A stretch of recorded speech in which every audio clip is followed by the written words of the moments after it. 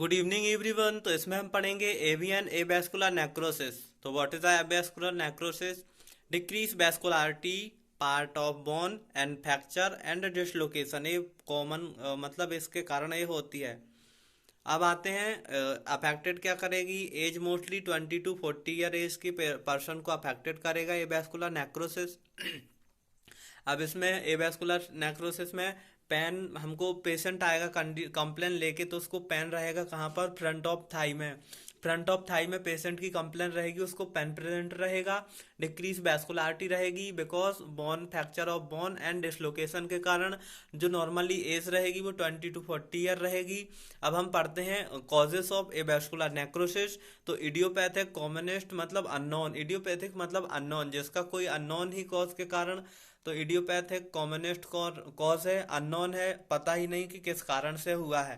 तो this is the idiopathic. Alcoholism, तो this is the alcoholism. Alcoholism क्यों? Because excessive intake of alcohol, so उससे भी ये अफेक्टेड करता है। नाउ सेकंड आते हैं, थर्ड आते हैं स्टेरॉयड थेरेपी। तो लॉन्ग टर्म या फिर एक्सेसिव स्टेरॉयड थेरेपी लेने के बाद क्या पेशेंट में यही रिजल्ट मिलता है कि उसको क्या हो जाता है? Avascular necrosis. मोस्टली जो कोविड के पेशेंट थे, आफ्टर जो कोविड की स्टेरॉयड थेरेपी चलने के बाद में, जब वो कोविड उनका फिनिश हो गया, तब उसमें देखा गया कि उसको एवैस्कुलर नेक्रोसिस मोस्टली 60% पेशेंट में ये पाया गया है। और जो पेशेंट रहते थे वो 40 एज से ऊपर के रहते थे, 40 साल से ऊपर के रहते थे। अब आते हैं sickle cell disease. Sickle cells मतलब जो नॉर्मल आरबीसीज रहेगा वो वर्ड सिकल सेल डिसीज में कन्वर्ट हो जाएगा विथ उसके साथ साथ में हाइपोक्रोमिक और नॉर्मोसिटिक एनीमिया के कारण एंड अदर एनीमिया, जैसे कि पॉलीसाइथेमिया या फिर माइक्रोसिटिक नॉर्मोक्रोमिक या फिर नॉर्मोसिटिक हाइपोक्रोमिक।